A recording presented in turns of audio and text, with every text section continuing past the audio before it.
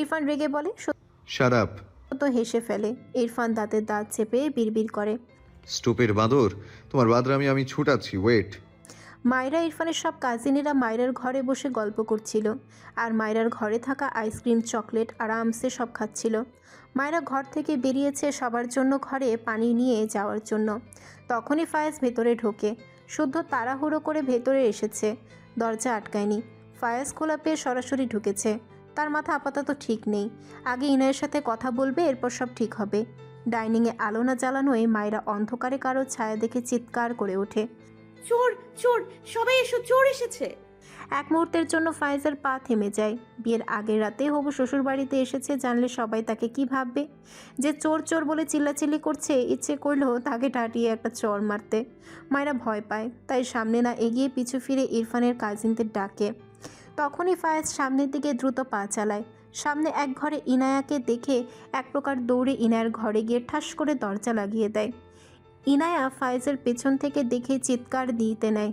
তার আগে ফায়েজ উল্টো ঘুরে ইনার মুখ চেপে ধরে। ইনায়ার চোখ বড় বড় করে তাকায়। ফায়েজ শান্ত চোখে ইনার দিকে চেয়ে আছে। মায়রার চিৎকার শুনে মায়রার ঘর থেকে সব কাজিন বেরিয়ে আসে। রাতুল, শিহাবও তাদের ঘর থেকে বেরিয়ে আসে। নিচ থেকে মায়রার কণ্ঠে চোর চোর ডাক শুনে শুদ্ধ দ্রুত পায়ে ইরফানের ঘর থেকে বের হয়। ইরফান নিজেও বের হয়। শুদ্ধ সিঁড়ি বেয়ে নামতে নামতে বলে। কি হয়েছে মায়েরা? মায়রা হাঁপানো কণ্ঠে বলে। ভাইয়া বাড়িতে চোর ঢুকেছে, কোথায় যেন গিয়েছে। শুদ্ধ ডাইনিংয়ের লাইট জ্বালায়। সবাই আশেপাশে খোঁজে, কই কেউ তো নেই। ইরফান বিরক্ত শক্ত চোখে মায়রার দিকে চেয়ে আছে। দ্রুত পায়ে সিঁড়ি বেয়ে নেমে মায়রার সামনে দাঁড়িয়ে রেগে বলে। আবার বাদরামি স্টার্ট করছো? থাপ্পড় দিয়ে সব দাঁত ফেলবো। মায়রা অসহায় কণ্ঠে বলে। বিশ্বাস করুন, আমি সত্যি বলছি। ইরফান ধমকে বলে। Shut up. এরপর শুদ্ধর উদ্দেশ্যে বলে। রহমত কাকাকে জিজ্ঞেস করো কেউ এসেছে নাকি। শুদ্ধ হাসছে। তার কেন যেন মনে হচ্ছে ফায়েজ এসেছে। ও তো বাড়ি থেকে বেরিয়েছিল। ইনায়া ছাড়া আর কার কাছে আসবে? তাছাড়া এখানে ইনায়া ছাড়া সবাই আছে। ইরফানের কথায় মাথা নেড়ে গান গাইতে গাইতে বের হয়। আমার এ মন সারাটিক্ষণ তোমায় শুধু চায়। দূরে দূরে থাকো তুমি, বুঝো না তো হায়। জানো না তুমি তোমায় কত ভালোবাসি। তোমারই টানে শুধু ফিরে ফিরে আসি। শুদ্ধ যেতে যেতে শব্দ করে বলে। গাইস, এটা আমার দুই বন্ধুর মনের কথা, আমি বলে দিলাম। ইরফানের কাজিনরা সবাই চিল্লিয়ে বলে। তোমার গানের গলা তো সেই শুদ্ধ ভাই, আরও শুনিয়ে যাও। শুদ্ধ বাইরে থেকেই বলে। আরেকদিন, আজ বাই বাই। ইরফান মায়রার হাত টেনে তার ঘরের দিকে নিয়ে যেতে নিলে মায়রা ইরফানের হাত টেনে বলে। কোথায় নিয়ে যাচ্ছেন? ইরফান কোনো কথা না বলে মায়রাকে কোলে তুলে নেয়। ইরফানের কাজিনরা সবাই চিল্লিয়ে বলে ওঠে, হাউ রোম্যান্টিক। ইরফান পাত্তা দিল না। মায়রা লজ্জায় চোখ মুখ খিচিয়ে নেয়।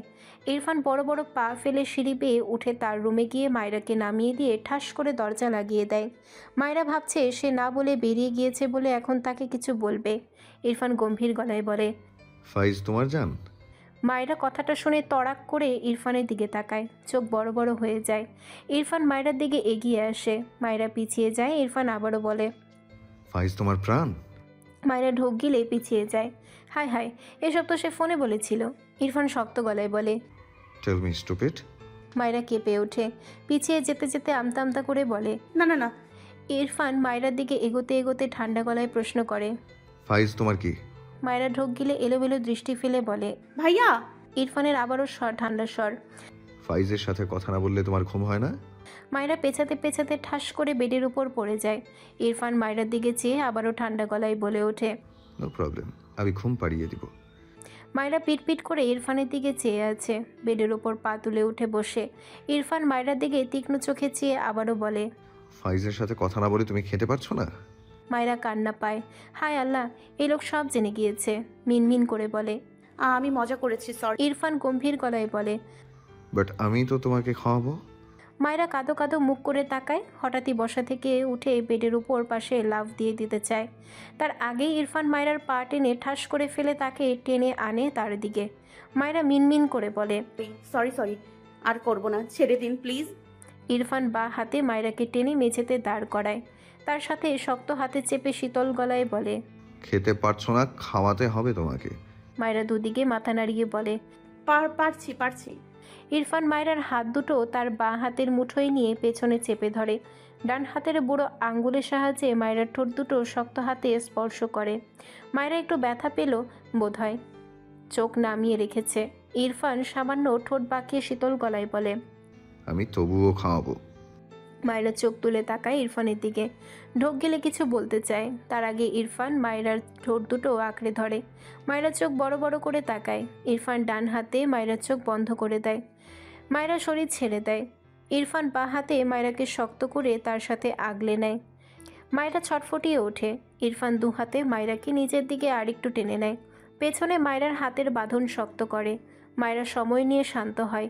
নিঃশ্বাস নেওয়ার আশায় আবারও ছটফটায়। ইরফানের চোখে মুখে বিরক্তির ভাঁজ। একটুর জন্য ছেলে ইরফান বিড়বিড়িয়ে বলে, স্টুপিড, ডোন্ট ডিস্টার্ব মি। মায়রা স্বস্তির নিঃশ্বাস ফেলার আগে ইরফান ডান হাতে মায়রার গাল চেপে আবারও আঁকড়ে ধরে। পুরো 3 মিনিট পর মায়রার ঠোঁট জোড়ো ছেড়ে দেয় ইরফান। মায়রার চোখ বন্ধ। মেয়েটা শব্দ করে শ্বাস নেয়। ইরফান মায়রার মুখটা উঁচু করে ধরে রেখে পুরো মুখাবয়বে দৃষ্টি বোলায়। পেছনে রাখা মায়রার হাত ছেড়ে বাঁ হাতে মায়রাকে নিজের সাথে চেপে ডান হাতে মায়রার ভেজা ঠোঁট জোড়া মুছে দেয়। মায়রা কেঁপে ওঠে, বন্ধ চোখেই মাথা নিচু করে নেয়। ইরফান ঠোঁট বাঁকিয়ে সূক্ষ্ম হাসে, ক্ষীণস্বরে বলে, চকোলেট খেয়েছিলে? মায়রা মাথা নিচু করে ইরফানের বুকে কপাল ঠেকিয়ে রাখে, যেন ইরফান তাকে একদমই দেখতে না পায়। ইরফান ডান হাতে মায়রার হিজাবের পিনগুলো ধীরে ধীরে খুলতে থাকে। ঠান্ডা গলায় বলে, first chocolate is my favourite. Myra ইরফানের কথার অর্থ বুঝতে পেরে লজ্জায় বন্ধ চোখ জোড়া আরও খিচিয়ে নেয়। ইরফান মায়রাকে টেনে তার থেকে সরিয়ে দেয় হিজাব খুলবে বলে। মায়রা আবারও লেপ্টে দাঁড়ায় ইরফানের সাথে। ইরফান তার ফেস দেখলেই যেন সে শেষ হয়ে যাবে। কিছুতেই ইরফানকে তার মুখ দেখানো যাবে না। ইরফান ঠোঁট বাঁকিয়ে বলে, ইটস ওকে, আমি তোমাকে ঘুম পাড়াচ্ছি। মায়রা ঢোক গিলেই ইরফানের থেকে একটু সরে দূরে দাঁড়ায়, তবে মাথা তোলে না। ইরফান মায়রার গাল ধরে মাথা উঁচু করে। মায়রার ঠোঁট জোড়ায় আঙ্গুলের আলতো স্পর্শ দেয়, সাথে গম্ভীর গলায় বলে, ইন ফিউচার কাউকে জান প্রাণ বলে ডেকেছো তো? কথা বলার জন্য এটা আস্ত রাখবো না, স্টুপিড। লাস্ট ওয়ার্ডটা ধমকে বলে। মায়রা কেঁপে ওঠে। চোখ বুজে তার চোখ জোড়ায় অবস্থানরত ইরফানের হাত তার ডান হাতে সরিয়ে দিতে চায়। ইরফান হাত সরিয়ে নেয়। এরপর মায়রার হিজাব খুলতে নিলে মায়রা মাথা নিচু করে মিনমিন করে বলে, দরজা খুলে দিন। ইরফান ভ্রু কুচকে বলে, ওয়াই? আমার ঘরে যাব। ওই ঘর আর তোমার নেই, ওটা স্টোর রুম হয়ে গিয়েছে। সাথে সাথে মায়রা মাথা তুলে তাকায় অবাক হয়ে বলে, কেন? তাহলে আমি কোথায় থাকবো? ইরফান ঠান্ডা গলায় বলে, এখানেই থাকবে। ইরফানের দৃষ্টিতে মায়রা আবারও মাথা নিচু করে নেয়। এখানে থাকবে মানে? এই লোকের সাথে এক ঘরে? ভাবতে কেমন গলা শুকিয়ে আসলো। ইরফান মায়রার হিজাব টান মেরে খুলে দেয়। মায়রা দ্রুত মাথা তুলে তাকায় ইরফানের দিকে, আমতা আমতা করে বলে, এটা খুললেন কেন? ইরফান বিরক্তি কণ্ঠে বলে, স্টুপিড, সারা রাত মাথা বেঁধে রাখার ইচ্ছে ছিল? মায়রা জিভ দিয়ে ঠোঁট বেজায়। ইরফান হাতের হিজাব বেডের উপর ছুঁড়ে ফেলে। মায়রার মাথার পেছনে হাত দিয়ে শক্ত খোপা খুলে দেয়। ঝরঝর করে চুল খুলে পিঠ ছড়িয়ে যায়। কিছু চুল কাঁধ পেরিয়ে সামনে হেলে আসে। ইরফান তার দু হাতের আঁচলায় মায়রার দু গাল নিয়ে মৃদু স্বরে বলে, I don't like you because you are a little and stupid girl. Myra আর অদ্ভুত চোখে তাকায় ইরফানের দিকে। ইরফান চোখ মায়রার মুখাবয়বে দৃষ্টি বোলায়। অতঃপর মায়রার গাল ছেড়ে উল্টো ঘুরে সোফায় গিয়ে বসে। পায়ের উপর পা তুলে গম্ভীর গলায় বলে, ঘুমাও। মায়রা ইরফানের দিকে পিট করে চেয়ে আছে। ইরফান তার ল্যাপটপ নিয়ে বসলো। বহু কাজ বাকি। মায়রা ইরফানের দিকে চেয়ে মাথা নিচু করে একবার তার পায়ের দিকে তাকালো। সেদিন ইনায়া শুদ্ধ ভাইয়াকে যেমন জুতো ছুঁড়ে মেরেছিল, মায়রার ইচ্ছে করলো ইরফানের দিকে ওভাবে জুতো ছুঁড়ে মেরে আই ডোন্ট লাইক ইউ বাক্য এই লোকের মাথা থেকে ডিলিট করে দিতে। বিড়বিড় করল। খবিশ লোক। ইরফান ল্যাপটপ থেকে চোখ সরিয়ে মায়রার দিকে তাকিয়ে ভ্রু কুচকে বলে, তোমার কি পেট ভরেনি? আমি আসবো নাকি ঘুমাবে? কথাটা বলে ইরফান ল্যাপটপ হাতে নিয়ে দাঁড়িয়ে যায়। মায়রা ঠোক গিলে দ্রুত বেডের অপর কোণায় গিয়ে উল্টো হয়ে শুয়ে পড়ল। ইরফান এগিয়ে গিয়ে মায়রার পাশে বেডে হেলান দিয়ে বসলো। ঘাড় বাঁকিয়ে মায়রার দিকে চেয়ে রেগে বলে, মেঝেতে ঘুমাতে চাইছো?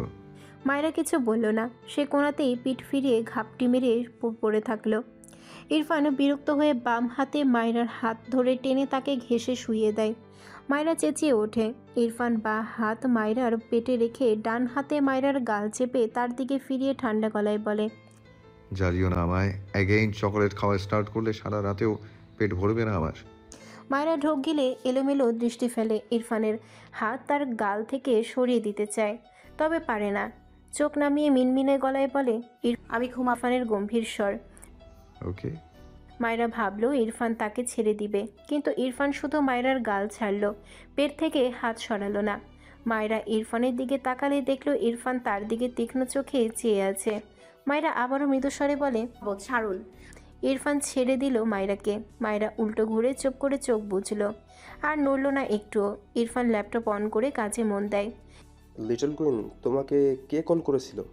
কি হলো বলছো না কেন? থাপ্পড় খাবে? আমার মাথা পুরো বিগড়ে দিয়েছে। ইনায়া তার দু হাতে ফায়েজের হাত তার মুখ থেকে সরাতে চায়, করে, মানে তার মুখ চেপে বলছে কথা বলছে না কেন। এই লোকটাকে কি বলা উচিত? ফায়েজ ব্যাপারটা বুঝতে পেরে ইনায়ের মুখ থেকে হাত সরিয়ে বলে। Oh sorry. ইনায়া হাঁপানো কণ্ঠে চেঁচিয়ে বলে, আপনার প্রবলেম কি? এত রাতে আমার ঘরে এসেছেন কেন? ফায়েজ রেগে বলে, একদম আমার ওপর চেঁচাবে না। যাত্রার কথা বিলিভ করছো কেন? আমার এক্স ছিল। আর তোমার পিছনে কে পড়েছে আমাকে বলনি কেন? ফায়েজকে রাখতে দেখে ইনায়া চুপসে যায়। মিনমিন করে বলে, আমি বিলিভ করি। তাহলে আমাকে ব্লক করলে কেন? ইনায়া কি বলবে বুঝতে পারছে না। ফায়েজ ধমকে বলে, এই মেয়ে, এই আমাকে তোমার রোবট মনে হয়? কানের নিচে দিয়ে কান ফাটিয়ে দিব। তামাশা করো আমার সাথে? ব্লক করলে কেন? হাত শিরশির করে, আর আমি এদিকে ছটফট করে মরি। ইনায়া ভয়ে চুপসে যায়। এই লোক তো মারাত্মক রেগে আছে মনে হচ্ছে, এজন্যই তার ভালো লাগে না। অসহ্য একটা, একদম তার ভাইয়ের মতো। ফায়েজ ইনায়ের গাল চেপে বলে, কোন বেয়াদব তোমার পিছে পড়ে আছে? আমাকে বলনি কেন? আগে তোমাকে থাপড়িয়ে সোজা করব, তারপর ওই ছেলেকে। ইনায়া ফায়েজের হাত সরিয়ে দেয় তার গাল থেকে। আমতা আমতা করে বলে, কেউ কিছু করিনি। আমার কাজে রাতের বেলায় ফান করেছে। ফায়েজ তবদা খেয়ে চেয়ে থাকে কিছু সময়। ইনায়া ফায়েজের দিকে চেয়ে আবারও বলে, আর মায়েরা আপনার এক্স সেজে মজা করেছে। ফায়েজ অদ্ভুতভাবে আওড়ায়। হোয়াট? ইনায়া ঢোক গিলল। ফায়েজ দু হাতে কোমরে রেখে হতাশার শ্বাস ফেলে বলে, এতগুলো ব্রিটিশের আমদানি কবে হলো আমার জীবনে? বিরক্ত কণ্ঠে বলে। শালা বউটাও ওদের সাথেই গিয়ে যোগ দিয়েছে। ইনায়ের দিকে এগিয়ে এসে দাঁতের দাঁত চেপে বলে, তোমার একটুও মায়া নেই? আমি যে ছটফট করি তুমি মজা নাও? কালকে হতে দাও, তোমার মজা বোঝাবো আমি। ওয়েট। সবগুলো জ্বালিয়ে পুড়িয়ে শেষ করলো আমাকে। ইনায় মাথা নিচু করে নখ খুঁটছে। ফায়েজ আফসোসের সুরে বলে, সবগুলো শুদ্ধর যমজ ভাই বোন, আর ইরফানের বৌদ্ধ শুদ্ধর কপি ভার্সন। ওটাকে কোথায় পেয়েছিলে তোমরা বাবা? ইনায় রেগে বলে। আপনি মায়ের উল্টাপাল্টা বলেছেন কেন? ভাইয়াকে কিন্তু বলে দিব। ফায়েজ চোখ ছোট ছোট করে তাকালো ইনায়ের দিকে, কেমন নাকের পাটা ফুলিয়ে তার দিকে চেয়ে আছে। ফায়েজ শান্ত চোখে চেয়ে থাকে ইনায়ের দিকে। ইনায়ের চোখ নামিয়ে মিনমিন করে বলে। আপনি ফায়েজ মৃদু স্বরে বলে, যাব না। ইনায় ভ্রু কুচকে বলে। যান। মানে? ফায়েজ ইনায়ের দিকে দুপা এগিয়ে এসে মৃদু হেসে বলে, কালকে তো আসতে হবে বিয়ে করার জন্য, তাই আর যাব না। কষ্ট করে একেবারে তোমাকে বিয়ে করে সাথে নিয়ে যাব। কথাটা বলে ইনায়ের হাত ধরে টেনে বলে। আসো ঘুমাই। ইনায়ের চোখ বড় বড় করে বলে, মানে কি বলছেন? আমার হাত ছাড়ো। ফায়েজ পিছু ফিরে ইনায়ের দিকে এগিয়ে গেলে ইনায় পিছিয়ে যায়। ফায়েজ গম্ভীর গলায় বলে, এ জীবনে বহুত চালালে লিটল কুইন, তোমাকে যে ঠিক কি করব সেটা ভেবেই কুল পাই না আমি। ইনায় ঢোক গিলে। ফায়েজ ইনার হাত ছেড়ে ইনায়ের বিছানায় উপর হয়ে শুয়ে পড়ে। ইনায় চেঁচিয়ে বলে, কি করছেন? আপনার বাড়ি যান। ফায়েজ পাত্তা দিল না, মৃদুস্বরে বলে। ঘুমাবো, ডিস্টার্ব করো না। ইনায় বোকা চোখে চেয়ে থাকে ফায়েজের দিকে, এগিয়ে গিয়ে বলে, আমরা এক ঘরে থাকতে পারবো না। আমাদের তো এখনো বিয়ে হয়নি। কথাটা শুনে ফায়েজ মাথা কাত করে ইনায়ের দিকে তাকায়। চোখের পলকে বেড থেকে নেমে ইনায়ের সামনে দাঁড়ায়। ইনায় ভয় পেয়ে পিছিয়ে যায় একটু।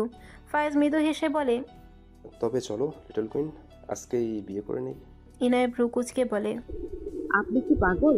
ফায়েজ ডান হাত প্যান্টের পকেটে রেখে ইনায়ের দিকে এগিয়ে গিয়ে ঠান্ডা গলায় বলে, পাগল বানিয়ে বলছো পাগল কিনা? How funny. এরপর ইনায়ের হাত টেনে বলে, আসো তো ঘুমাই, কাল আবার বিয়ে। ইনায় ফায়েজকে ঠেলে সরায়। এই লোকটা আসলেই পাগল। রেগে বলল, আপনি যাবেন, নয়তো আমি সবাইকে বলে দিচ্ছি। ফায়েজ ভাবলেশীনভাবে বলে। Okay first. ইনায় থতমত খেয়ে তাকায়। ফায়েজ হাসলো। ইনায়াকে আর জ্বালানো না। সে ভালোভাবে গিয়ে শুয়ে পড়ল। ইনায়া কপাল চাপড়ালো। এমন হবে জানলে মায়েরাকে জীবনেও এসব ফাইজলামি করতে দিত না। ইনায়া একটা চেয়ারে বসে পড়ে। অসহায় মুখ করে রেখেছে। বারবার হাই তুলছে। ঘুম পেয়েছে তার। বিরক্ত লাগছে। এভাবে বসে থাকতে থাকতে চেয়ারে হেলান দিয়ে কখন যে ঘুমিয়েছে বুঝতেই পারেনি। ফায়াজ নিজেও ঘন্টা একের মতো ঘুমিয়েছে। এরপর ঘুম ভাঙলে দ্রুত শোয়া থেকে উঠে রুমের আশেপাশে চুপ বোলায়। ইনায়াকে চেয়ারে বসে ঘুমাতে দেখে অবাক হয়। তার নিজের মাথায় বাড়ি দিতে ইচ্ছে করল। ইনায়া ঘুমের ঘোরে চেয়ার থেকে ঠাস করে পড়তে নিলে ফায়েজ দ্রুত ইনায়াকে ধরে ফেলে। এরপর তাকে কোলে করে বেডে শুইয়ে দেয়। ডান গালে আলতো করে হাত রেখে মৃদু হেসে বলে, মাই লিটল কুইন। এরপর ঘর থেকে বেরিয়ে যায়।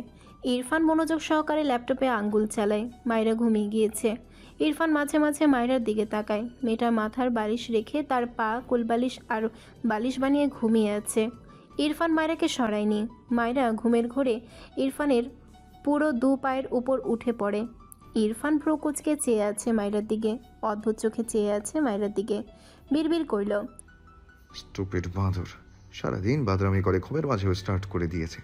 ইরফান এবারেও মায়রাকে সরালো না। মায়রা নড়ে চড়ে উঠলে ঠাস করে মেঝেতে পড়তে নেয়। ইরফান দ্রুত ডান হাতে মায়রার কোমর টেনে ধরে রেগে বলে, স্টুপিড, কি প্রবলেম? মায়রার ঘুম ভাঙেনি। ইরফান তার ল্যাপটপ ঠাস করে রেখে দু হাতে মায়রাকে চেপে মায়রার দুপা তার দুপায়ের মাঝে রেখে শুয়ে পড়ল। তখনই তার ফোনে কারো কল আসে। ইরফান বিরক্ত হয়। কল ধরল না। মায়রাকে জড়িয়ে গলায় মুখ গুজে লম্বা শ্বাস টানে। মায়রা ঘুমের মাঝে হালকা কেঁপে ওঠে। অনবরত কল বাজছে। ইরফান চরম বিরক্ত হয়। মায়রাকে ডিঙিয়ে হাত টেনে ফোন নিয়ে ফায়েজের কল দেখে রিসিভ করে। বাইরে আই। ইরফান ভ্রু কুচকে বলে। ওয়াই? ফায়েজ অসহায় কণ্ঠে বলে। আরে আয় রে ভাই, তারপর বলছি। ইরফান মায়রার দিকে তাকিয়ে বিরক্তি কণ্ঠে বলে। পারবো না। ফায়েজও বিরক্ত হয়ে বলে। থাক তাহলে, গেট খোলাই থাক, আমি গেলাম। ইরফান ভ্রু কুচকে বলে। হোয়াট? তুই কোথায়? এসে দেখে যা। ইরফান বেড থেকে নেমে দাঁড়ালো। মায়রার পাশে দুটো বালিশ রেখে ঘর থেকে বেরিয়ে যায়।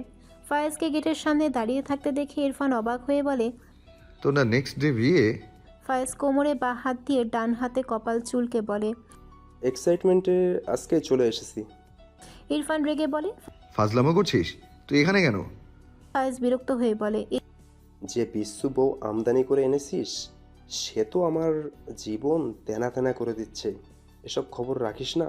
ইরফান রেগে বলে। ওকে নিয়ে নো কমেন্টস। ফায়েজ কিছু একটা ভেবে হেসে বলল, তোর বউ তো আমায় জান প্রাণ ভাবে। তোর তো কপাল পুড়লো। বেচারিরা আমাকে ছাড়া ঘুম হয় না, খেতে পারে না। ইরফান ফায়েজের কলার ধরে রেগে দাঁতে দাঁত চেপে বলে। ওর এসব কথা তুই শুনলি কেন? ফায়েজ অদ্ভুত চোখে তাকায় ইরফানের দিকে। লে হালুয়া, ওর বউ বলেছে আর তার দোষ নেই। সে শুনল কেন, সেটাই তার দোষ হয়ে গেল। ফায়েজ বিরক্ত হয়ে বলে, এই বিচ্ছু বউকে নিয়ে সংসার কিভাবে করছিস? এক শুদ্ধকে নিয়েই পারি না, আরেকটা আমদানি করলি তুই। এর চেয়ে ওকে ডিভোর্স দিয়ে দে। লাস্ট কথাটা বলে আড়ালে একটু হাসলো। ইরফান সাথে সাথে চিৎকার করে ওঠে। ফাইজ?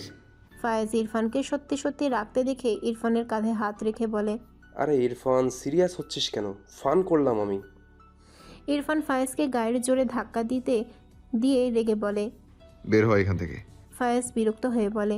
আরে আমি তোর বোনের বর হতে যাচ্ছি, একটু সম্মান তো দে। ইরফান ফায়েজকে আবারও ধাক্কা দিয়ে ফায়েজের কলার ধরে রাগান্বিত স্বরে বলে। ফার্দার ওকে নিয়ে একটা ওয়ার্ড ফান করলে তোকে ছাড়বো না বলে দিলাম। ফায়েজ বিরক্ত হয়ে বলে। বা ফান করছি, এত সিরিয়াস হওয়ার কি আছে? ইরফান গম্ভীর গলায় বলল। এত রাতে এখানে কেন এসেছিস? ফায়েজ অসহায় মুখ করে বলল।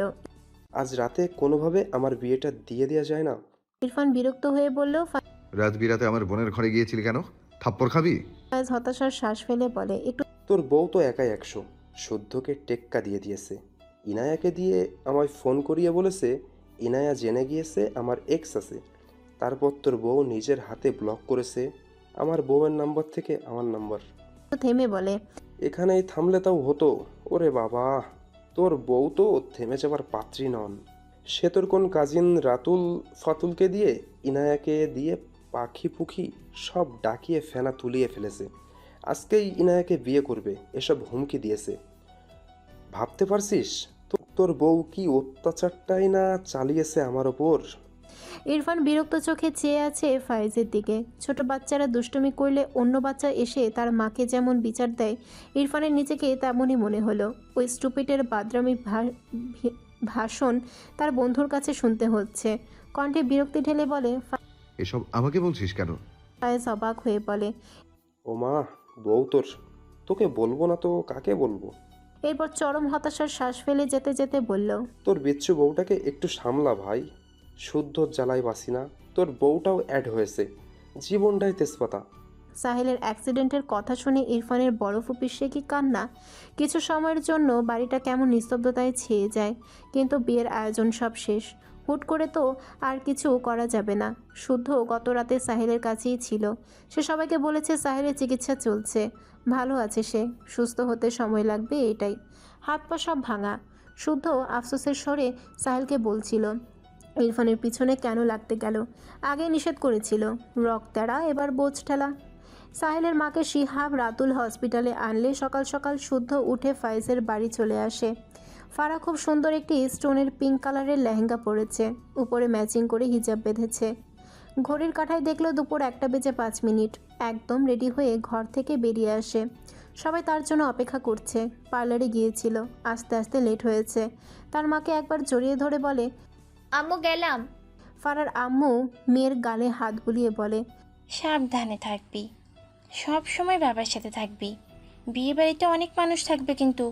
ফারা মাথা নেড়ে দ্রুত বাসা থেকে বেরিয়ে গেল। শুদ্ধ বিরক্তির নিয়ে দাঁড়িয়ে গাড়ির বাইরে অপেক্ষা করছিল ফারাহের জন্য। মূলত ফায়েজের সাথে এসে আর ফারা যাবে।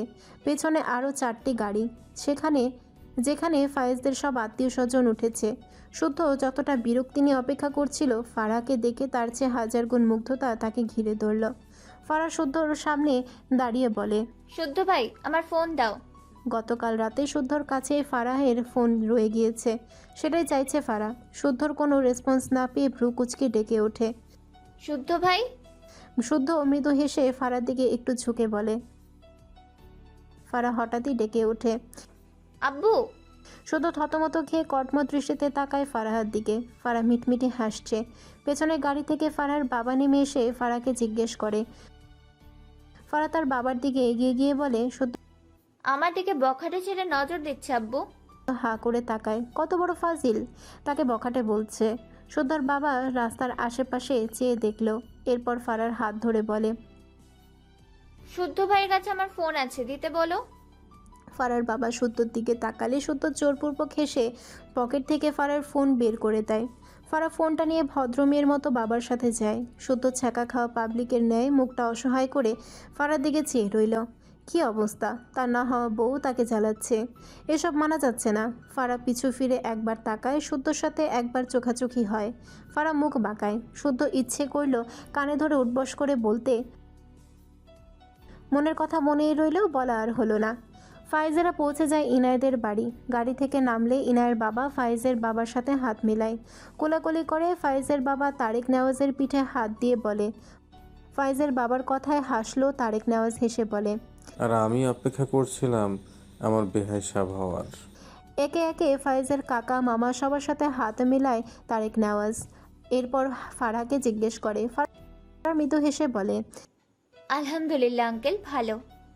এরপর সবাই একে একে ভেতরে যায়। শুদ্ধর মুখ ফ্যাকাশে। সে ফারার শোকে শোকা হতো। সারা রাস্তা ছটফট করতে করতে এসেছে। এখন শুধু গলা শুনতে পেল, দেখতে আর পেল না। খুব ভালোই বুঝলো তাকে জ্বালানোর ফন্দি করেছে এই মেয়ে। ফায়েজের পাশে যেতে যেতে অসহায় মুখ করে বলে। ফায়েজ শুদ্ধকে পাত্তা দিল না, চুপচাপ হাঁটতে লাগলো। ফারা ইনায়ের পাশে এসে বসেছে। ফারাহের আরও অনেক কাজিন এসেছে, তারাও ফারাকে ঘিরে বসেছে। মেরুন রঙের ভারী লেহেঙ্গা পরিয়েছে। ইনায়ের মনে হচ্ছে এটার ওজন তার চেয়েও বেশি। এত ভারী কাপড় ইহজীবনে পরা হয়নি। ফারা ইনায়াকে এক হাতে জড়িয়ে ধরে বলে, তোমাকে দেখে আজ আমার ভাইয়ার কি হবে সেটাই ভাবছে, বুঝলে ভাবি। ইনায়া লজ্জা পায়। তার কাজিন মহলের মাঝ থেকে তামান্না বলে ওঠে, এর ক্রেডিট আমাদের ইয়ানার ননদিনীর। তোমার ভাইয়াকে বইলো আমাদের জন্য গিফট রেডি রাখতে। তামান্নার কথা সবাই হাসলো। হঠাৎই মায়েরা কোথা থেকে প্রায় দৌড়ে এসে ইনায়ের রুমে ঢুকে পড়ে। তার রেডি হতে লেট হয়েছে। হাঁপানো কণ্ঠে বলে, আমাকে ছাড়া কেউ মজা করো না আপুরা। সবাই দরজায় তাকালো। মায়রাকে দেখে অবাক হয়। ইনায়া আর তার কাজিন মহল অবাক না হলেও ফারায়ের কাজিনেরা ভীষণ অবাক হয় মায়রাকে দেখে। মেয়ে হয়েও তাদের চোখে মুখে মুগ্ধতা। মায়রা কালো রঙের ফ্যাব্রিকের তৈরি, যার উপর শুকনো স্টোন এমব্রয়ডারি কাজ করা লেহেঙ্গাটি মূলত ইরফান নিজেই গিয়ে কিনে এনেছে। কিন্তু মায়রা এটা জানে না। সে ভেবেছে তারেক নেওয়াজ সবার জন্য যখন কিনেছে তার জন্য একটা কিনেছে।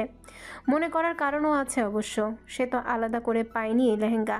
তবে মায়রার সবার মাঝে তার নিজের লেহেঙ্গাটাই সবচেয়ে ইউনিক লেগেছে।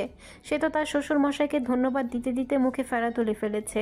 তারেক নেওয়াজের কোনো কথাই শোনেনি। লেহেঙ্গার সাথে ম্যাচিং করা একটা হিজাব পেয়েছে।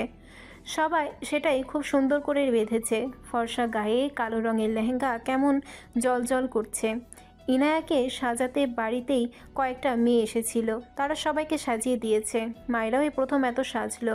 এগিয়ে এসে অনেক অপরিচিত মুখ দেখে বলে, হেই, তোমরা সবাই কারা?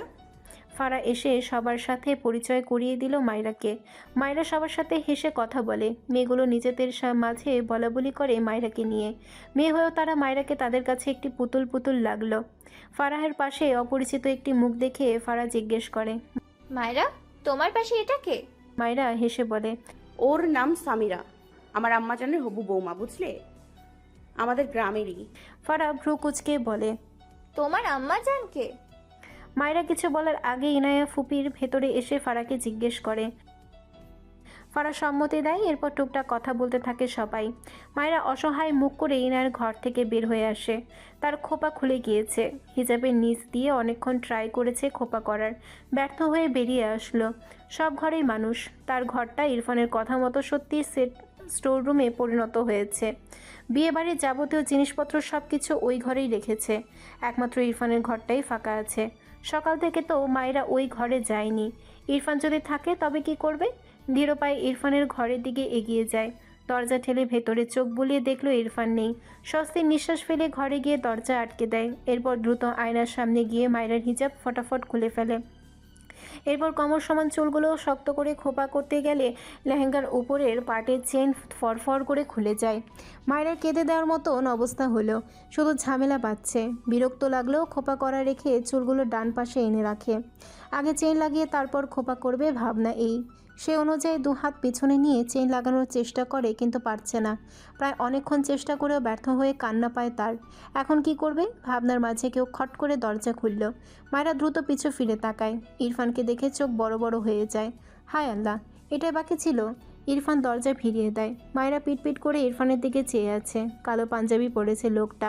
মায়েরা এর আগে সাদা পাঞ্জাবি পরে দেখেছিল, আজ কালো পাঞ্জাবি পরে কেমন অন্যরকম লাগে ইরফানকে। মায়েরা আপাতত ইরফানের ভাবনা বাদ রেখে নিজের করুণ অবস্থা কথা ভেবে ঢোক গিলল। ইরফান মায়েরার পা থেকে মাথা পর্যন্ত তীক্ষ্ণ দৃষ্টি বোলায়। তার পছন্দ করা লেহেঙ্গা মুড়িয়ে মেয়েটাকে দেখে চোখ ধাঁধিয়ে যায় তার। ঠোঁট বাঁকিয়ে সূক্ষ্ম হাসে, বিড়বিড় করে, মাই বার্ড ফ্লাওয়ার। ধীর পায়ে মায়েরার দিকে এগিয়ে আসলে মায়েরা ঢোক গিলে মিনমিন করে বলে, একটা আপুকে ডেকে দেবেন প্লিজ? ইরফান বোধহয় শুনল না। মায়েরার দিকে অপলক চেয়ে এগিয়ে আসে। মায়েরা স্বভাবসুলভ জিভ দিয়ে ঠোঁট ভেজায়। ইরফান মায়েরার সামনে এসে দাঁড়িয়ে মায়েরার পানে মন্ত্রমুগ্ধের ন্যায় চেয়ে মৃদুস্বরে জিজ্ঞেস করে, কোথায় ছিলে এতক্ষণ? মায়েরা এলোমেলো দৃষ্টি ফেলে বলে, আপুদের সাথে। ইরফান সামনে আয়নার দিকে দৃষ্টি নিবদ্ধ রেখে বলে, মায়েরার পেছনে চেন খোলা, যেখানে পিঠের বাদামি তিল কেমন জলজল করছে। আয়নায় সৃষ্ট প্রতিবিম্বের দিকে কেমন অদ্ভুত নজরে চেয়ে ইরফান শুকনো ঢোক গিলল। মায়েরা মাথা তুলে ইরফানের দিকে তাকিয়ে বুঝল না লোকটা আসলে কোন দিকে চেয়ে আছে। মনে হলো তার পেছন দিকে চেয়ে আছে। ভাবনা রেখে বলে, একটা আপুকে ডেকে দেবেন? ইরফান দৃষ্টি ঘুরিয়ে মায়েরার মুখপানে তাকায় আর একটু মায়েরার দিকে চেপে বা হাতে পেছনে নিয়ে গিয়ে খোলা চেনের ভাঁজে হাত গুলিয়ে দিয়ে মায়েরা ঝাঁকি দিয়ে ওঠে। কাপা গলায় বলে, কি করছেন? ইরফান মায়েরার পিঠের তিলটার উপর বুড়ো আঙ্গুলের সাহায্যে আলতো হাতে স্লাইড করে। মায়েরার পা থেকে মাথা পর্যন্ত শিরশির করে। ইরফান মায়েরার মুখবয়বে দৃষ্টি বোলায়। ডাগর ডাগর চোখ দুটো, ঠোঁটে ডার্ক রেড কালার লিপস্টিক। ইরফানের নিজেকে কেমন অস্বাভাবিক লাগলো। তার ডান হাত মায়েরার গালে ডুবিয়ে দেয়। হাতের বুড়ো আঙ্গুল মায়েরার ঠোঁটচোড়ার উপর রাখে। মায়েরা চোখ নামিয়ে নিয়ে বরাবর ঢোক গিলছে। ইরফান জিভ দিয়ে তার কালচে পোড়া শুষ্ক ঠোঁটচোড়া ভিজিয়ে মোহনীয় গলায় বলে, এত সেজেছো কেন স্টুপিড? ইরফানের ভয়েস টোনে মায়েরার শরীর যেন আরও অসাড় হয়ে আসলো। মায়েরা ঢোক গিলে দুহাতে ইরফানকে ঠেলে সরাতে চায়। ইরফান মায়েরার ঠোঁট জোড়ায় দৃষ্টি নিবদ্ধ রেখে আবেশিত কণ্ঠে বলে, কিসের প্রলেপ দিয়েছো এখানে? আমার চকোলেটের শেপ চেঞ্জ করে ফেলেছো কেন স্টুপিড? মায়েরা চোখ নামিয়ে রেখে মিনমিন করে বলে, ছাড়ুন।